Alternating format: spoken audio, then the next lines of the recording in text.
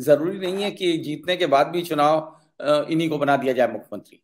असम इस पैटर्न बात मतलब। ये भी, हाँ, ये भी चर्चा है कि ये भी कर सकते हैं मोदी। ये तो मोदी पे डिपेंड करेगा, और उसमें जो है तो स्थिति कैसी बनती है बड़ा मुश्किल है कहना। लेकिन ये जो अभी आप लोग बात कर रहे थे छुपाने वाली बात,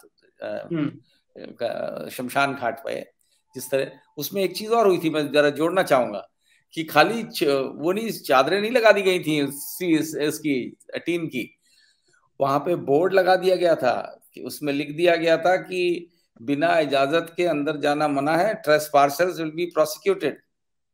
ये पत्रकारों के लिए था कि कोई, मतलब कभी सुना है आपने दुनिया के किसी शमशान घाट में या इस तरीके के जहाँ पे बरियल्स होते हैं कि वहां पे बोर्ड लग जाए कि अंदर जाने की इजाजत नहीं है, और बिना कारणवश आप जाएंगे तो आपको उठा करके बंद कर दिया जाएगा। मतलब ये चीजें, और किस लिए कि साहब वहां एक दिन एक फोटो वायरल हो गई थी कि बहुत सारी लाशें इकट्ठी जल रही थी, ऐसा लगता था जंगल में आग लगी हुई है।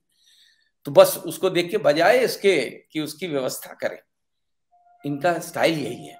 और जो राजीव ने भी कहा कि एडवर्टाइजमेंट्स, एडवर्टाइजमेंट्स यहाँ पे खाली हिंदी अखबारों में नहीं, यहाँ तो एवरी न्यूज़पेपर भरा रहता है, और छोटे मोटे एडवर्टाइजमेंट्स नहीं होते हैं, pages and pages of advertisement, पूरे जैकेट्स बनती हैं, कवर बनते हैं, कितने करोड़ के हैं ये तो कोई हिसाब लगाना ही मुश्किल हो गया है।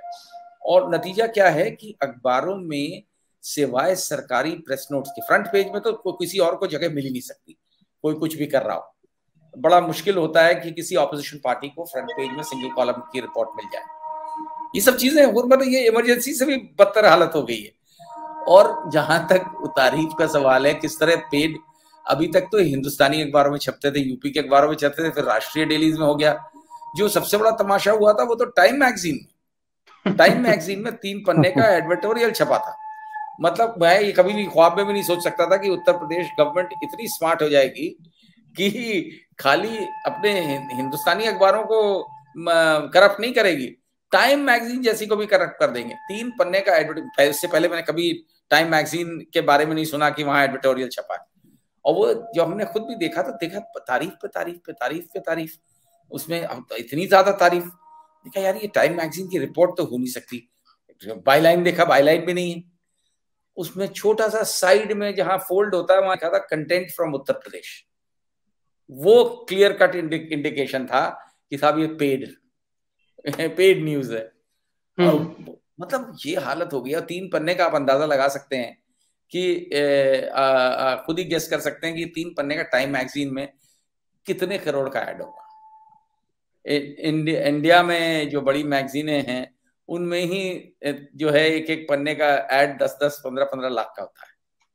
तो उनका कितने का होगा ये हिसाब लगाना बड़ा मुश्किल है। तो पैसा खर्च करने में इनको, पब्लिसिटी के नाम पे पैसा खर्च करने में कोई तकलीफ, अस्पताल में अगर चाहिए हो 5 करोड़ तो नहीं मिलेगा। लेकिन आपको मालूम है यूपी में सप्लीमेंट्री बजट जो 4 महीने का आया अभी 2 महीने पहले, वो 500 करोड़ का था पब्लिसिटी का, 500 करोड़ का 4 महीने का बजट। तो आप उससे अंदाजा लगा सकते हैं, चैनल्स में आप देख ही रहे हैं कि क्या हालत है। कोई मतलब जो मतलब तारीफ के पुल पे पुल पे पुल और बनते जाइए।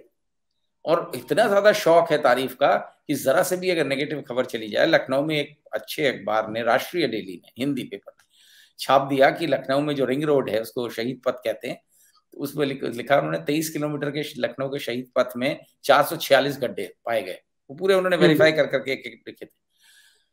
उस पर डांट पड़ गई कि ऐसी खबर क्यों छापी।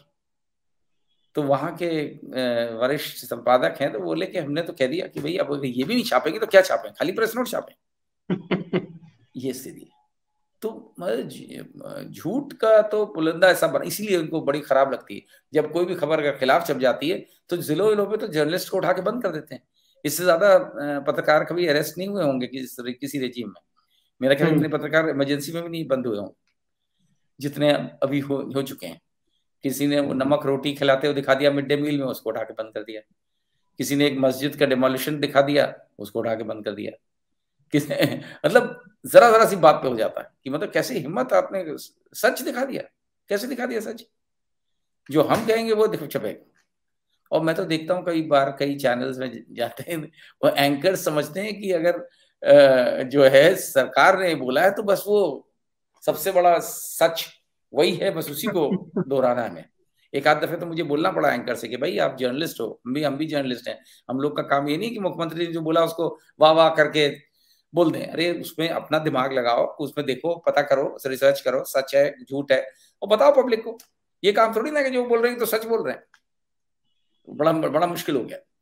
तो जिस तरह से झूठ के आधार पे कितना जीत पाएंगे, लेकिन ये सब बातें विपक्ष का काम है जनता तक पहुंचाना और उसको जिंदा रखना।